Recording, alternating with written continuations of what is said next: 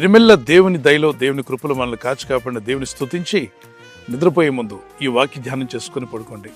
5వ కీర్తన 11వ వచనంలో నిన్ను ఆశ్రయించు వారందరూ సంతోషించుదురు మరియు వారు నిత్యానందోదని చేయుదురు అన్నాడు.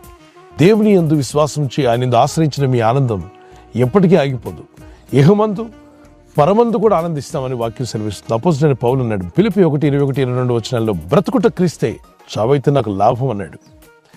నేను ప్రభు యొద్దకు వెళ్ళిపోయి నిత్యం ఆనందిస్తాను, ఎందుకంటే ఆయన 3వ ఆకాశానికి వెళ్ళి చూసి వచ్చాడు. అలాగే అపోస్తలుడైన యోహాను కూడా ప్రకటన గ్రంథం 1వ అధ్యాయం 10వ వచనం నుండి చివరి అధ్యాయాల వరకు ఆయన కొనుపోబడ్డాడు పరలోకానికి. అక్కడ ఏం జరిగిందో, అక్కడ ఏముందో అన్ని విపులంగా రాశాడు. ఆయన ఆశ్రయించిన మీరు ధన్యులు గనుక సంతోషించండి, మీ పేర్లు జీవగ్రంథమందు రాయబడి ఉన్నాయని సంతోషించండి. ఏదో కొంత సేవ జరుగుతుందని, పేరు ప్రఖ్యాతలు వచ్చాయని, దయ్యాలు వెళ్ళిపోతున్నాయని వాటి గురించి కాదు మన సంతోషం. మన సంతోషం అంతా జీవగ్రంథంలో మన పేరు రాయబడిందని సంతోషించాలి. లిమ్కా బుక్లో పేరెక్కిన వారు కానీ, గిన్నిస్ బుక్లో పేరెక్కిన వారు జీవితకాలం అంతా ఆనందంగా ఉన్నారంటే లేదు. కానీ దేవుని యందు భయభక్తి కలిగిన వారికి తెలియని ఆనందాన్ని ప్రభు దయచేస్తాడు. పరిశుద్ధాత్మ యందుల ఆనందం. దేవుని రాజ్యం అంటే నీతియు సమాధానం, పరిశుద్ధాత్మ యందుల ఆనందం.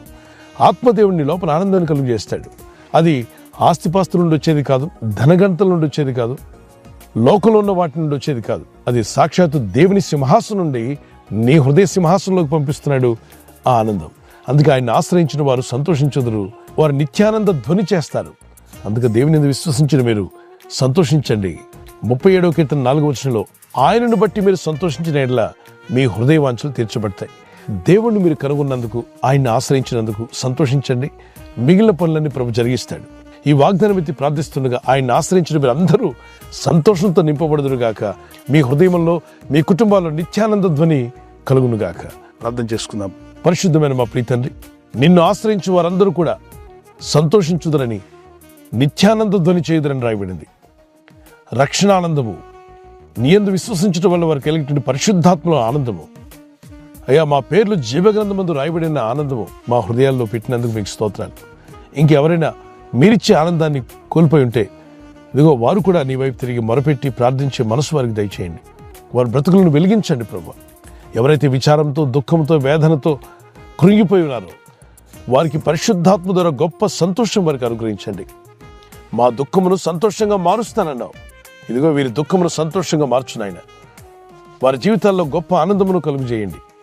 పరిశుద్ధాత్మను అనుగ్రహించే గొప్ప ఆనందంతో వారు నింపబడుదురుగాక. ఈ రాత్రి నెమ్మదితో పండుకొని సురక్షితంగా కాపాడబడినట్లుగా నీ అగ్ని కంచి వేసి మమ్మల్ని కాపాడండి. మీ చిత్తములో కొనసాగే కృప మా అందరికీ దయచేయమని యేసుక్రీస్తు ప్రశస్త నామములో మీరందరికీ చక్కని నిద్ర దయచేసి తెల్లవారు లేచి కృపను మాకిమ్మని యేసుక్రీస్తు పరిశుద్ధ నామములో అడుగుచున్నాను నా పరలోకపు తండ్రి, ఆమేన్. ఈ వాగ్దానం విని ఊరుకోవద్దు. వాగ్దానం విన్నాక ఆమెన్ చెప్పి ఇతరులందరికీ షేర్ చేయండి, లైక్ చేయండి. అలాగే సబ్స్క్రైబ్ చేయని వారందరూ సబ్స్క్రైబ్ చేయండి. ఈ దేవుని మాటలు అనేకులకు చేరవేయండి.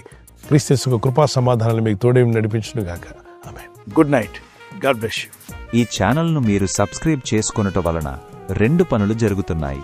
1, బీదలకు, అనాథలకు ఈ ఛానల్ ద్వారా సహకారము అందించడం జరుగుచున్నది. 2వది, సువార్త జరుగుచున్నది, ఆత్మలు రక్షించబడుచున్నాయి. మనము సబ్స్క్రైబ్ చేసుకొనుట ద్వారా అందరికీ సహాయం చేస్తున్నవారమవుతున్నాము.